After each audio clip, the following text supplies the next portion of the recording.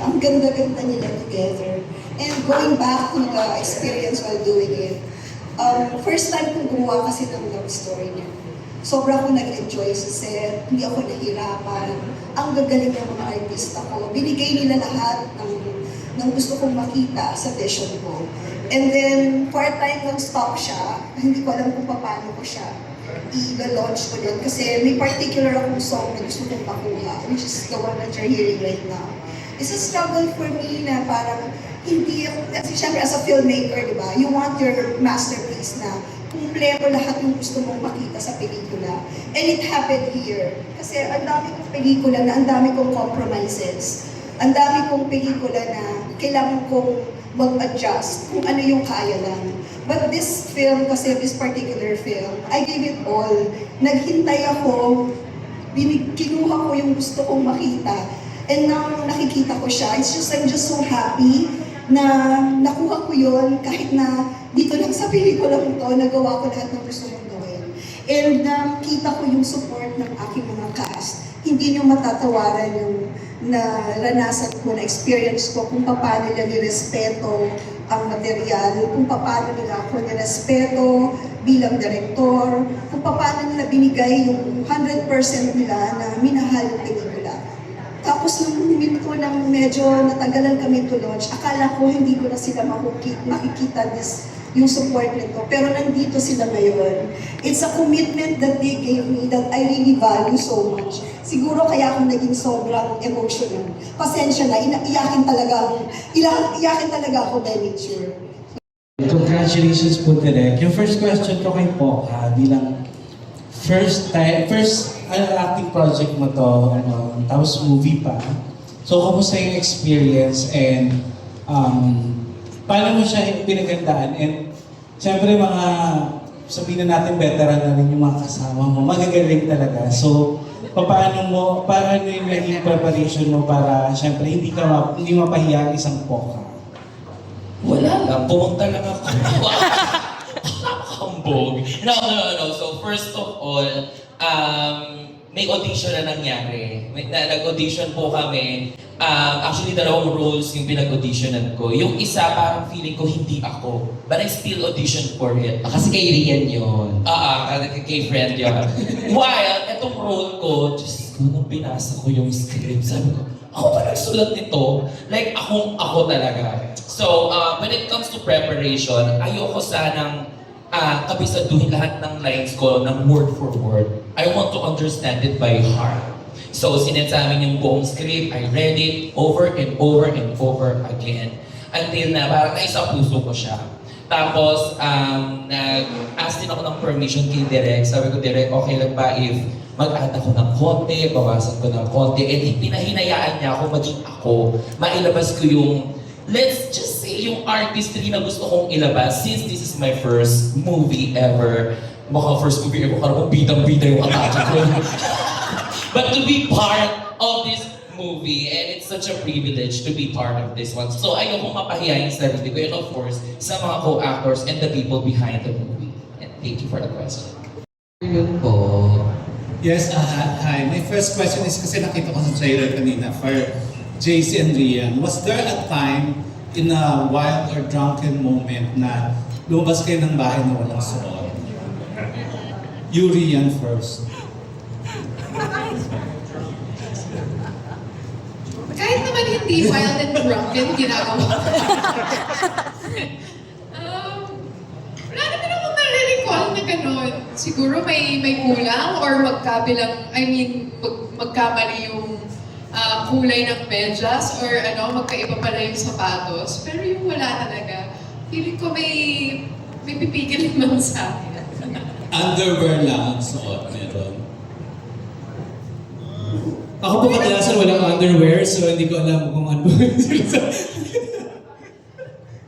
Baka yung damit yung meron yung underwear yung wala. Gano'n. Pwede naman. JC, ikaw. Wala Actually, ngayon hindi ko po. maalala yung mga ganyan.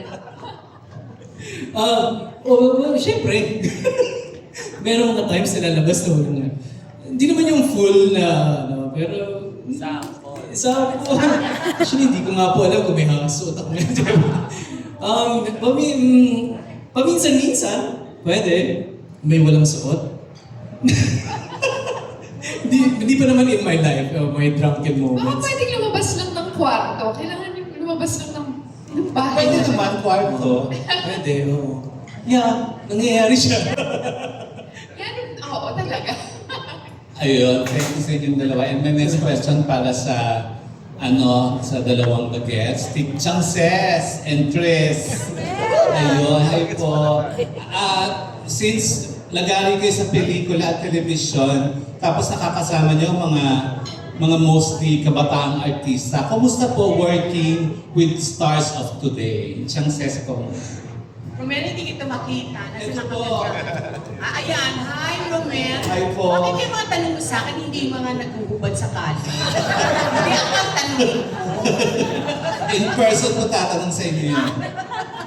O sige. Actually, sa pelikulang to, dahil ako yung nanay ni JC, halos lahat ng eksena ko nasa bahay kasama si JC. So, ang pag-uusapan ko lang, pwede kong sabihin ay si I've worked with Rian a lot of times. Si JC kasi, before this film, matagal na kami magkasama sa UP. Estudyante namin yan sa theater. So, marami na kami kaganapan, di ba? Oo, with JM de Guzman. Yan yung mga babies namin in the theater. So, ako naman, now that we're working in this film, at take note, bida na siya. So, you cannot imagine the pride that I have working with our students who are doing very well in the industry. At proud naman ako siyang ka-eksena. Masarap siyang ka-eksena. Very generous actor, very disciplined. Kaya naman, happy naman ako sa akin. Lugod. Lugod kasi yung tawag ko sa kanya. Okay? Ano po? Lugod. It's a Kapampangan term for mahal. Parang gano'n po. Kumusta po si JC bilang estudyante, Chances? Si JC, actually, nung nakasama ko si JC, hindi na ako nagtuturo noon eh. Hindi ko talaga siya naging estudyante as in a classroom setup. But we were in a production together. So, ang kasama namin, kami mga professional actors, kasama namin mga student actors. Ano yun? Oo, isang panaginip na pili. Ako si Doña Victorina, siya si Basilio. Papa, kumakanta. Hindi nyo alam yun, kumakanta sa stage. Hindi naman niya siguro makukuha ang role kung hindi siya magaling. Diba? So, nag-alternate sila ni JM noon. So, magaling. Hindi naman magpipili yung mga yan pag hindi sila magaling. So, mula theater, maganda ang background niya kasi background niya theater. So, ngayon na nag-transition na siya as a film and TV actor, maganda ang kanyang foundation and I'm very, very proud of him. Thank you, Chances. Ikaw, Chris, kumusta working with the stars of the new generation? Yeah, hi Romel. Good afternoon. Well, I like working with the stars of today. Kasi ang ganda ng energy, nakakatuwa. I don't know kung ganun din kami ng mga kabataan namin, but now that I'm at this point of my career, pag nakakasama ko yung mga stars of the day, nakakatuwang just to even, watch them, how they handle themselves. At saka yung professionalism. Kasi siguro, ang dami na nag-advise na dapat ganito, dapat tapos, parang I like the energy. So, I love it. Ayun. Thank you and congratulations sa movie. Thank you, Roman.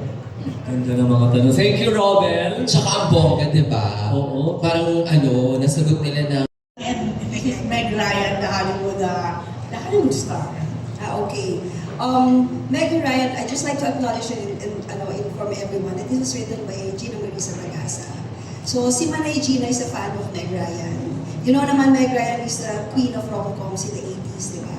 So, when we were doing yung collaboration of the content, hindi talaga Meg Ryan ang title ng film. But, as we go along, ang ganda ng characterization na nabuo.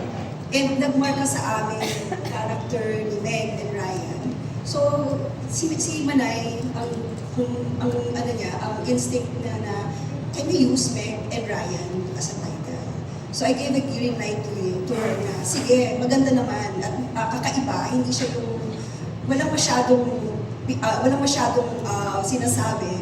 Kumbaga, Megan Ryan, it speaks to the character of the story. So that's the evolution of it. Actually, bongga nga, may recall talaga siya. Then my next question, para kay JC at saka kay Rian. Correct me nga, baka mamaya mali ako. It's your first time together, working together. Yes. So, ayun na. So how was it mula working in this field? Ano yung mga na-discover nyo din with each other? Kasi, oo nga pala, JC is more on ABS and Rian is all, we all know, a loyal kapuso talaga. So how was it? I really enjoyed the whole experience. Sobra talagang, totoo yung sinabi kanina ni Tita Ses, na talagang napaka-generous niya as an actor. If there's anything that he can do to help you in the scene, he will. At saka, even if it's, parang kami, sorry. He will go farther than what it takes na para bang hindi lang yung acting part yung gagawin niya, pero kung pwede siya mag-contribute dun sa lines, pwede din siya kung ano yung mas natural niyang sasabihin. Di ba na pag-uusapan natin before scenes kung may papalitan. Ayun, talagang ini-imbibe niya talaga what would Ryan do? What would Ryan say? So, ayun. It really helped me. It made my job super easy. JC. Actually, hindi lang si Ria, everybody here is easy to work with. As in, wala naman, ito yung masarap sa idea ng collaboration eh. Minsan talaga natutugma kayo, minsan hindi. Kasi at kadalasan dito sa grupo na to, natutugma kami lahat eh. Na-enjoy namin yung process, even the challenges of it. So, working with Rian, ako, until now, I'm still honored. I mean, this is Rian Ramos. Ako, isa siya sa parang check bucket list na pwede sana maging makatrabaho ko, and then it's happening now. At nakita ko yung process niya, nakita ko yung kung paano siya magtrabaho, and I enjoyed every moment of it. At nakita ko yung dedication, kung paano siya, kung paano niya ibigay yung truth ng scene. So ako, super sulit sa akin yun. Para ako, kasi minsan nanonood ako eh. Hindi lang ako kuha, minsan nakalimutan ako mag-react. Kasi, uy, galing mo na ako eh. So I find clever things in those things. I don't know, even Tita Ses. Di ba? And binigyan kami ng magandang freedom ni Direk para sa mga roles namin. At nakakatuwa kasi nabigay namin yung personality namin dun sa para maganda yung script. Actually, totoo naman. Nakita ko siya sa trailer. Ayan. Tama ba? Parang it started with a one-night stand. Tama ba? Ayun nga. So, curious lang ako, in real life ba, have you ever, alam mo yung, although, have you ever parang, hindi naman fantasize, kung hindi parang, minsan, parang masarap din yung ganong kind of love or kind of relationship, if you get what I mean. May mga ganon din ba in real life? Feeling ko kaya sagutin niyo po. Or ikaw? Uy, Ate Rose! I love you! Alam niyo, sorry hindi ko alam kung ito ay inspired din. Pero kasi, I'm sure lahat tayo nasa Facebook. Palagi may mga lumalabas doon ng mga Chinese reels. Yes! Chinese movies na, mga short movies na palagi ang parang pinaka-premise niya yung start of a one-night stand, tapos mga billionaire, and then Algorithm mo yun, Ate Rose. Algorithm mo yun. Ayun na! Hindi ko na mag-deny. Nakaka-addict naman talaga. Puro one-night stand pala lumalabas sa'yo. Hindi ako mag-deny. But anyway, yun na. Ako, syempre when you're young, wild and free, di ba? Siguro dun papasok yung mga ganong iisipin mo.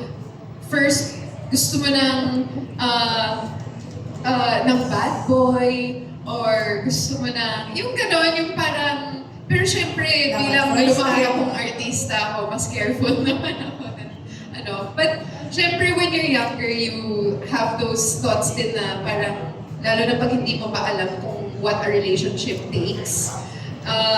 iisipin mo na yung mga meet cute lang, and that's it, magkaka-inlovean na kayo, and that's your relationship.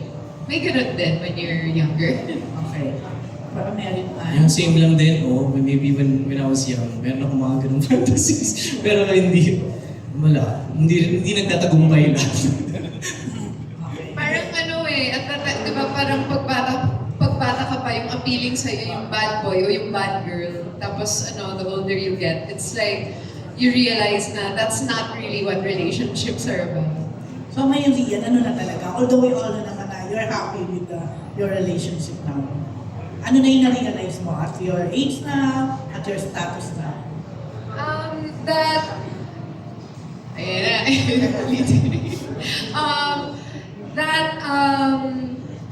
The right person for you will not tell you who to be, but they will inspire you to make yourself better and be a better person. Hashtag Megan Ryan. Okay, thank you. Good luck and God, congrats. Grabe naman ang tanong niya. Tuloy yata yung movies na ginagawa mo. From one movie to another. May time ka pa ba kay Sam? Wow! Diretso. Saka ito, meron ba kayo dito? Medyo panis dito, di ba? Anong churbanes, kuya? Hindi na yun. May love scene. At hindi pa kayo, kung meron naman, hindi pa kayo nagkakailangan first time to work together. Kung sa kayo Careful ah. Siyempre movie lang naman love scene, siyempre. Yan. Kung meron naman, hindi pa kayo nagkakailangan since first time kayo na partner. Siyempre it's a love story, so talagang dapat natin ipakita kung kung paano talaga nagka-inlaban si Megan Ryan. Diba? And of course, it's not meant to be. Nagkailangan, well, honestly, love scenes are some of the most awkward scenes that you can possibly do. I get asked a lot kung nagselos ba si ganito. But sa totoo lang, ang hirap din talaga na tanggalin sa isip mo na napakadaming taong nanonood. And so, it's really up to the two of you to trust each other and try your best to make each other feel comfortable. Kasi nga, there are so many factors why you should be uncomfortable. Conscious ka sa katawan mo, conscious ka kasi nandito, katabing-katabi lang ang face mo yung cameraman, di ba? So, may mga ganon. But if ever may ilang factor naman, it's not because of JC. He definitely was a gentleman the whole time, make me feel as comfortable as possible. But, you can't be fully comfortable in a love scene. It's impossible. Hindi din kaya. Yeah, tama naman po. Uncomfortable naman talaga. Kasi me personally, I take it like a choreography. I really just want to set it like it's happening when it's really not. So as much as possible, talagang stick lang ako sa choreography. So wala naman talaga usually pag ganun, mahirap na yan eh. You're thinking about a lot of things in just one scene. So as much as possible, mas technical siya.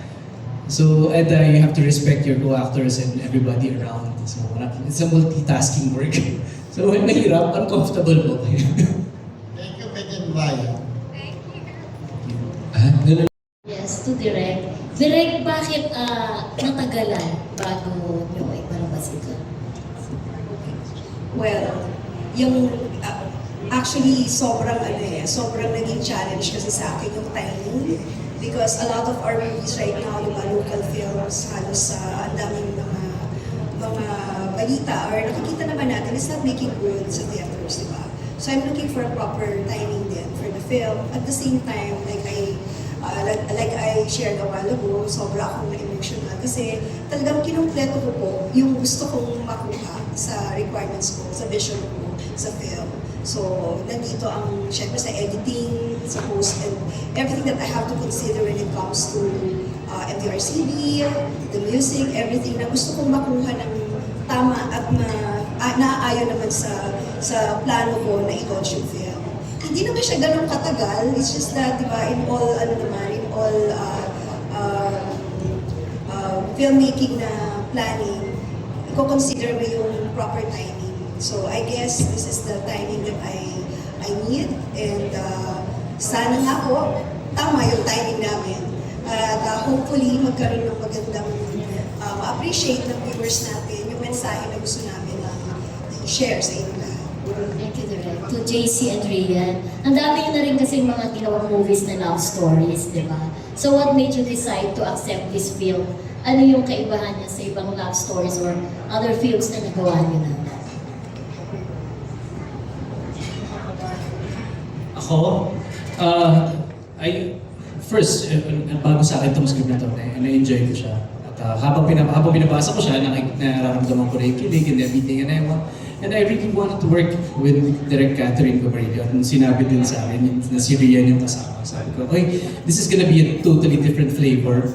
Kahit nung pinapanood ko yung trailer, sabi ko, uy, parang, kasi I like to watch myself sa third person. Na parang interesting yung flavor na to, na na magkasama silang dalawa na, ano kaya maibibigay na feeling? It's usually, pag ganun manonood ka ng love story, it's a different string na napupul sa'yo, di ba? It's a different kind of love. So, I think yun yung nabigay namin dito. So, and working with them, laging bago yung nabibigay ko eh. It's a different, well, hindi naman sobrang bago sa akin yung character na nag-hit pa lang ng puberty yung character ko dito as 35 years old eh. So, ang pinaka nagustuhan ko is I wanted to support the complex character of Rian. Kasi ang hirap nung role. At natuwa ako na ang sarap suportahan ito. At nagtagumpay siya doon sa paggawa nito. At totoo naman na, I know paulit-ulit yung word na ibang Rian yun. At ngayon ko lang siya napanood na ganun. So ako, nag-enjoy ako. Rian. Ako naman, nag-start siya from the script. Nagustuhan ko yung script. I really love, siguro yun yung weakness ko, I really love mga complex characters. Especially yung mga may flaws talaga. Kasi I like trying to make sense of people, I guess. Tapos, si Meg kasi is bata pa lang siya, alcoholic na siya. And then, ayun, very free, parang very open. It's an opposites attract kind of love story. And then, napanood ko din kasi yung ginawa ni Direk na yung movie ni Barbie and David. And I found it not only nakakakilig and entertaining, but also just visually beautiful. And sabi ko, gusto ko maging part ng ganyang klaseng movie. And syempre, I wanted to work with JC. So, ayun, those were the things na kung bakit gusto kong gawin yung movie. And I feel like yung mga love stories, there are so many different kinds of love stories kasi. And I felt like this one needed to be told kasi parang this is how I view love also na lahat tayo may mga flaws, may pinagdadaanan tayong sariling journey with our mental health and with yung mga personal natin na trauma sa buhay. And it's when you find a partner who can understand that about you and not expect perfection. Parang, ayun, parang kaya I felt na this is a love story that needs to be watched and told. Thank you. Thank you. Thank you so much, Ate Mildred. Kuya Jem, Knowing kasi managing natin kasi sa director niyo naman, meron bang isang eksena rito sa pelikula na medyo direct na paborito mo and how that's sinapensya? Okay. I can name so many scenes actually, pero yung pinaka nagustuhan ko dito is yung first time nila, yung conversation nila sa restaurant. Hi, I'm Ryan Badiate. Doon pa lang sa scene na yun, napakita na yung complex opposite and personality ng dalawa. And I enjoyed watching and doing that scene kasi nakita ko yung paano si Rhea, nandun yung personality niya. Dire-diretso yun spontaneous yung ano niya, yung dialogues niya. Actually, hindi sila by the script eh. nakukuha nila yung context ng script, pero the way they say it, na fluidly and fluently in a way that speaks their character, na-amaze ako. Kasi hindi ko kailangan silang i-instruct ng sobra-sobra. I just want them to, feel free to do your own take on their character. At hindi sila lumihis doon. And then with JC, wala siyang masyadong dialogue na sinabi, but all the nuances, the reaction that I needed to capture, nandun. Nagsasalita yung reaction niya, yung ngiti niya, yung tingin niya as Ryan kay Meg. My God, for me, that's perfection. As a filmmaker, pagka nakuha mo yun, yung vision na yun, na hindi ka nagdalawang isip na i-redo or what do you call this, i-retake. For me, that's a very, very fulfilling moment as a director. So, of course, alam natin magagaling sila pareho, diba? Pero talagang yung pagiging magaling nila, nag-exceed ng expectation ko. This is the first time that I worked with them. So, kaya medyo kinakabahan ako in a way kasi magagaling sila on their craft. And ako naman, nagsisimula pa rin na magpakilala bilang dalawa. So, I wanted to have this freedom sa kanilang dalawa to magkaroon kami ng collaboration because sa galing nila, I don't think I can just strictly push kung ano yung vision ko. It needs collaboration para mapaganda ka namin. So that's what I did to make it more interesting and make it more fulfilling for everyone. Thank you, Dr. Sabi niya. Thank you. Direct question also for you kasi nakita namin kanina sa trailer. Ang ganda ng chemistry ni JC and ni Rian. How did the idea of JC and Rian together come about? It started with, ina-eye ko na talaga silang makatrabaho before. Aside from, I know their craft, their own craft na talagang magagaling sila. When I read the script, hinanap ko yung mga physical attributes at the same time, yung personality nila. So, I tried to, di ba, pag as a director, pag binabasa mo yung script, ini-imagine mo na kung sino yung pwedeng character dito. And then, pero then again, inisip ko rin na baka hindi tanggapin. Pag pinitch, may mga ganun eh.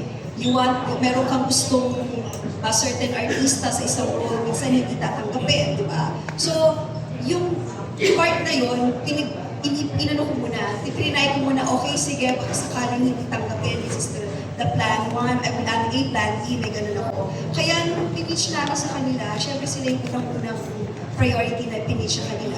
Nakita ko kaagad, the way they, Zoom meeting lang yun eh, nakita ko sa kanilang dalawa na they can pull off the characters of Meg and Ryan. So it's not hard for me na later on ginawa namin yung pelikula. And knowing them, sobrang professional. Sobrang they embrace their characters as if they know already what to do to their characters. Parang hindi ako nahihirapan mag-ano pa sa kanila, mag-discuss. And one thing pa, very collaborative sila with their script. The reason why na-appreciate ko na sila sobra kasi yung sa script itself, alam nila kung saan yung parameters nila na direct pwede natin gagawin ito. Kasi itong part na to hindi gagawin ni Ryan. Doon pa lang, natuwa ako kasi feeling ko that talagang they respected yung character nila. So they added more flavor to the character na parang inom nila yung character na nagbigyan ng justice kung ano man yung gusto namin ipakita sa script. Okay. Ang ganda na sinabi ni Direk sa inyo, JC and Rian. My question is for Rian. Pasensya ka na. I'd like to take this opportunity to ask the question. Kasi when you first backtrack lang a little bit, in the last 6 months, 1 year ata, lumabas ka sa palang araw in the first episode, and your role there is a mother.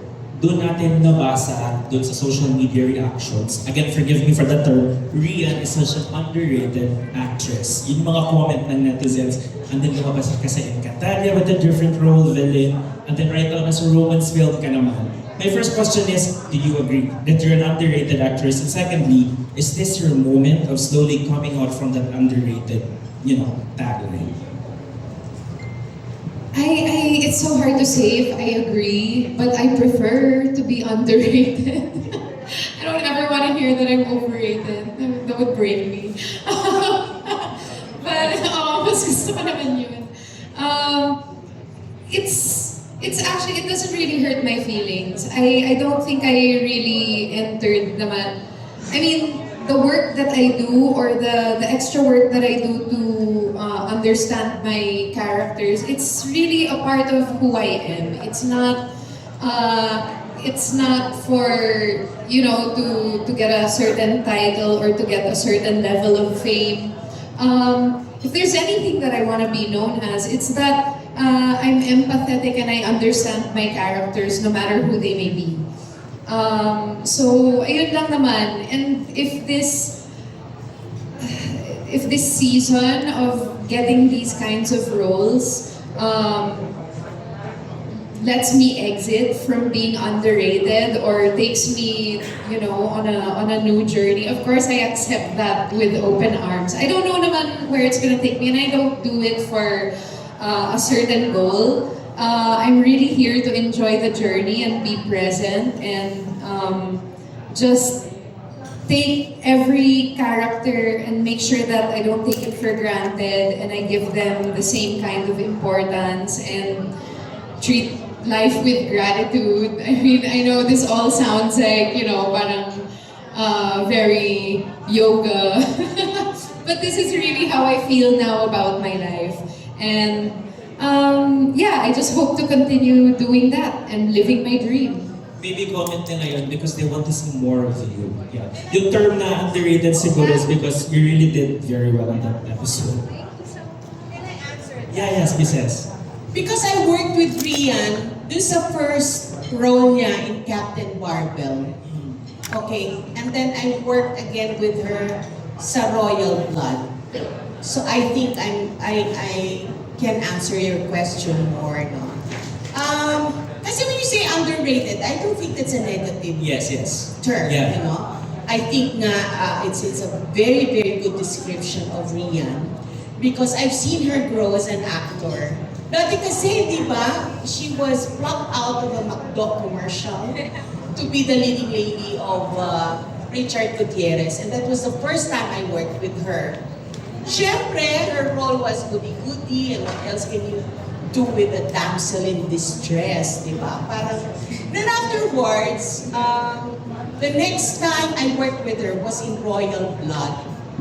At talagang drop draw ako sa kanya. Of course, the role was something else, di ba, Ri? It was talagang very, very complex and di ba, napaka-exhausting. But she was very good. Hindi ko alam ano nangyari between Captain Barbell and Royal Blood, you know? And when we did, alam mo na una, this one or Royal Blood? This one, di ba?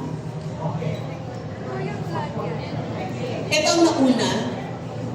Royal Blood and then this one. Sorry, I kept confused. So, oo. And so this one, when I saw naman the script, ibang-ibang Rian naman.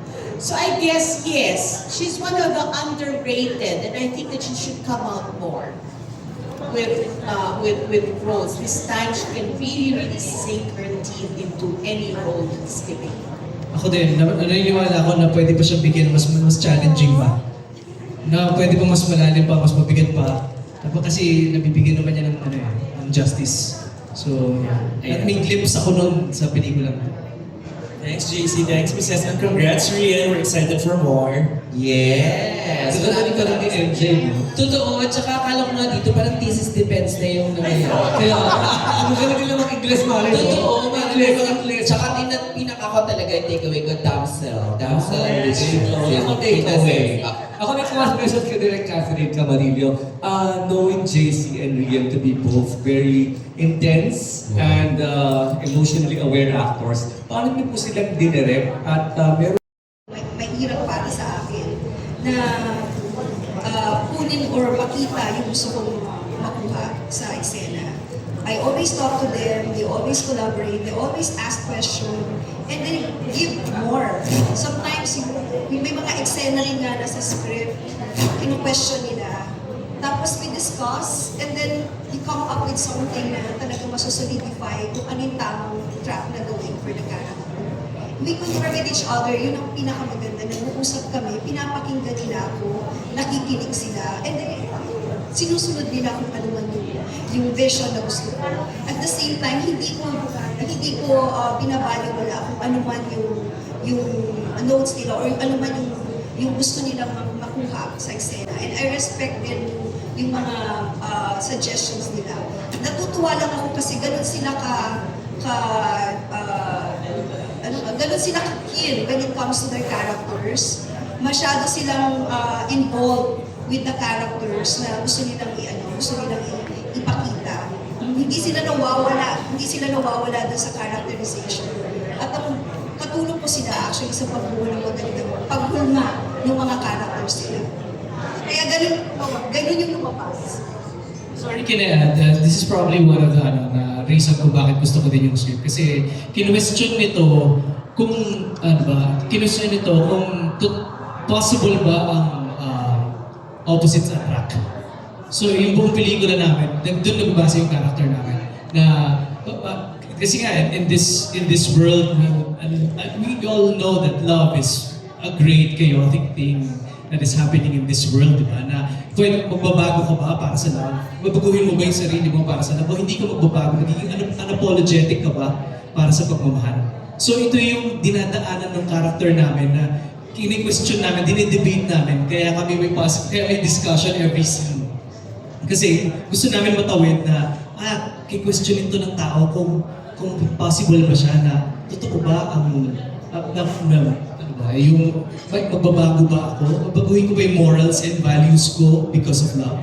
Or magiging unapologetic lang ako? O sila magbabago para sa akin? So, ayun. So, hinimay namin ng todo yun hanggang sa, ayan na siya. So, sana, Sana mag-witness. Yes, mapanood. Tama. Tatawid muna ako dito. Thank you, Direk. Perfect song for the movie. Why po Torete? Torete. Yeah, Torete kasi if you're familiar with the lyrics of Torete, it speaks a lot of subliminal messages about getting that experience na valuing the sex in it, what do you call this, the union, yung makuha yun, the lyrics itself, it speaks a lot about Meg and Ryan. So, nung tinignan ko yung lyrics at in-interview ko yung mismo composer, he just said na nakita niya through the trailer yung connection ng kanyang sinulat na lyrics sa Meg and Ryan. So, sabi ko sa kanya, pareho pala tayo ng interpretation with the lyrics at the same time, the movie that I want to pursue. So, in a way, doon sa konteksto na yun, pumayag siya na kaya naman Torete. Kasi hindi ko naman siya, like ako as a filmmaker, I just don't get music or soundtrack na ilalagay ko lang sa pelikula ko just for, just to be there and get a hype of it because maganda. I wanted the connection, the unison of it, na makita yung connection ng music, ng story, ng characters, para mas maging buo yung experience natin. Ipahatid yung anong mensahe ng pelikula. Thank you, Don. And then my next question is for Rian and JC. So, during your character study, while you're playing the role of Meg and Ryan, ano yung characteristic na pinaka-nakarelate kayo? And also, ano yung characteristic ni Meg and Ryan na wish nyo ganun din kayo? So, ang role ko kasi dito, kami na lang ng mommy ko ang nasa bahay. My dad, pwede ko na ba sabihin? So kami na lang ng mommy ko. So I'm probably yung mama's boy. So may standard yung character ko of what love is. May standard siya na yung una mong makikilala, yung unang ibibigay mo yung sarili mo, siya na dapat. So, may ganun siyang, sana yung una mong pagbibigyan ng sarili mo, sana siya na. So, I'm with that kind of ideals, diba? I hope na gusto ko pa rin mapunta dun sa ganung mindset of things na kung ano yung bibigyan ko ng, hindi naman like physical self, diba? Kung ano yung paglalaanan ko ng pagmamahal, sana siya na. So, well, na-achieve ko naman siya. So, I think yun yung medyo malapit dun sa ideals ko with the character. Kung nasagot ko ba yung tanong ko? So, ito na. Yung character ko naman na si Meg, ayun nga, parang marami siyang pain from her past or from her childhood na hindi niya na-open up sa ibang tao. So yung ginagawa niya para ma-escape yun is lumalabas siya with her friends, di ba? Nagbabarkada siya. She does fun but crazy stuff and she drinks until mawala siya sa sarili niya.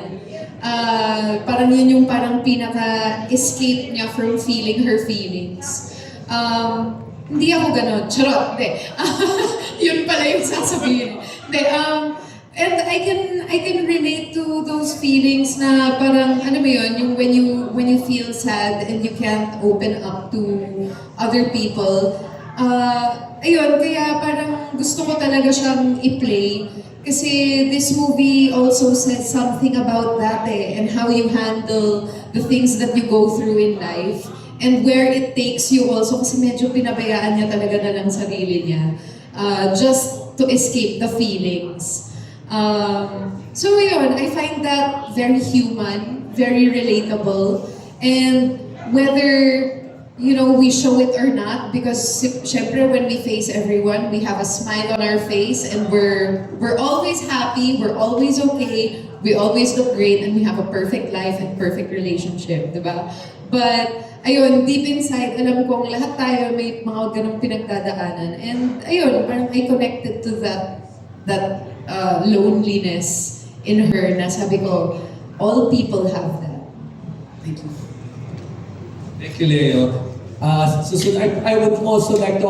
I'm Oji from Abante and Abante News. Sabi ko, para mas matitin. Para kay Jeff. Jeff, first, ano yung role mo sa...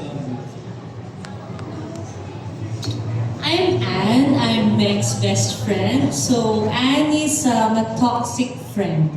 And yet, she's a friend. So she's always there for Meg. Pero yun nga, since Anne also came from a broken family, yung escape naman ni Anne is she likes adventure. She's a thrill seeker. Pero dahil toxic siya, sa paghahanap niya ng thrill, kailangan kasama niya ang best friend. Best friend. Yes. A bad influence, toxic best friend. Tapos we all know, di ba, biyanan mo, yung Grand Slam Queen, Lorna Tolentino. May chance ba na nagtanong ka sa kanya ng tips from acting or anything about sa pagiging artista? Well, hindi pa ako nagtatanong kay Mama about doon kasi nung dumating ako sa family, hindi ako nag-work na muna. Kasi I was pregnant, di ba? Pero may mga times na pinag-uusapan namin yung character that she plays. Yun, tapos yung mga insight niya about it, tapos kung ano yung tingin niya na... May one time pinag-usapan niya sa Espantago, nag-share siya about yung tingin niya na dapat na-attack niya or yung pagkakaintindi niya sa script. Doon ako nagtatanong na, ganun po ba yung, ano po ba yung mga dapat pang ginawa niyo? So I'm learning from her habang nagkikwento siya dun sa roles niya. Yes. Sige. Thank you. Thank you. Thank you, Kuya Oji. Ayan, Kuya Jeff, I believe the last question na si Kuya Oji ngayon. Hello everyone, so we would like to invite you again. Wow, akala ko naman may kasal. We would like to invite you again on August 6, 2025. Ang showing na po ng aming pinaghirapan talagang movie na Meg and Ryan. Watch out! Wow. Thank you po, Ka Jeff. Yes, August 6, Meg and Ryan. This is a story about finding love, looking for love, what is love, how to love, and what do you do after you being in love. So yun lahat, masasagot yun ni Meg at ni Ryan. Panoorin niyo po August 6. Thank you very much. I hope you can watch Meg and Ryan. Please do support local films. Please support Pocket Media. Kasi ang tapang nila, ang hirap mag-produce, but yet they're here and marching on. So please do support Meg and Ryan. Thank you, Sir Chris. Tita Cess. Una sa lahat, thank you very much again for supporting our film by being here. Siguro, ang support pa na makikiusap namin sa inyo is, apart from attending now, is to really spread the good word about our film, because gaya na sinabi ni Chris, ni Direk, it's really such an effort for all our artists in the industry Kumbaga, lahat ng, let's try to support one another. Let's spread the word. Kasi talagang hindi madali ang mga bagay-bagay ngayon sa industriya. So again, August 6, magkita-kita tayo. Please, again, thank you, Meg and Brian. Maraming salamat, Tita Ses. Of course, JC. Yes, I just wanna say one of my friends quote me kailan lang. Sabi niya, one of the best forms of activism is showing up. And I'm glad you're here today with your phones, with your social medias, with your platform. And we want please spread the word that we are showing in the cinemas. Dahil kami po ay nandito ngayon dahil inaambag namin itong pelikula namin para sa pelikulang Pilipino. At gusto namin mabuhay ang pelikulang Pilipino sa sinehan ulit. At dito po kami ngayon, ang Pocket Media Productions. Showing na po kami in August. Kita-kita po tayo. Thank you, JC. Rian. Ang dami mo ng mic. Ang dami mo ng mic, Rian. Sa akin ang lahat. Hindi, charot. Sorry. Yes, please support our movie. We would really appreciate if you help us bring people to the theater kasi hindi lang po sa maganda yung script, magaling yung director, pero visually po talaga masarap po panoorin yung movie namin. Hindi po sila nag-skip ng mga steps or even with the equipment na napili ni Direk, everything was done with intention. Kaya yung quality po ng movie na to, ma-appreciate nyo talaga pag nakita nyo sa sinehan. So please do help us to bring people there para makita nila yung extra effort na yun na sa totoo lang, bihira na lang natin makikita. So, ayun, thank you so much, Direk, for including us in such a quality movie. And mabuhay ang pelikulang Pilipino. Yes, of course. Mabuhay ang pelikulang Pilipino. Direk Catherine Camarillo. Ngayon pa lang po, napapasalamat ako sa lahat ng mga nandito na tumulong ngayon na nandito na nagtanong ng mga magagandang questions na may bahagi namin yung hard work na ginawa namin sa pelikula ito. Nakikiusap po kami lahat, magtulong-tulong po tayo para po sa pelikula po at the same time sa industriya natin. Napaka-challenge po ng industriya ngayon pero walang mahirap po, lahat po tayo magtutulong-tulong na mag-itaas kung ano man at suportahan kung ano man pwede natin maiambag sa industriya ng Pilipinas. Suportahan po natin local films, suportahan po natin Meg and Ryan, August 6 po. Thank you. Maraming salamat.